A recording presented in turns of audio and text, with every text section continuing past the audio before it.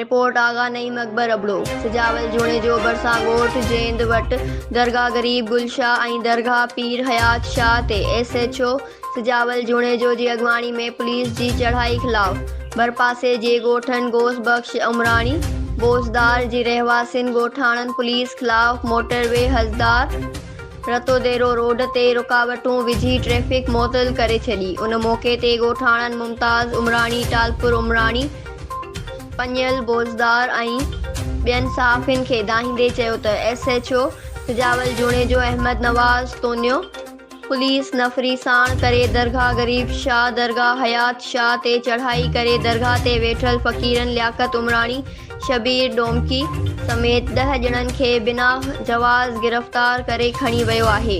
हिननि चयो त ही पुलिस वारनि जी ज़्यादती आहे। दरगाहनि ताईं फ़क़ीरान खे बिना जवाज़ जे गिरफ़्तार करण जी असां सख़्त मज़म्मत करियूं था ऐं SSP कंबर शदात कोट DIG लाड़काणो खां मुतालबो कंदे घुर कई वई आहे त फ़ौरन नोटिस वठी गिरफ़्तार थियल फ़क़ीरनि खे आज़ाद कराए ऐं SHO सिजावल जूणे जो खां पुछाणो करे घटायो वञे।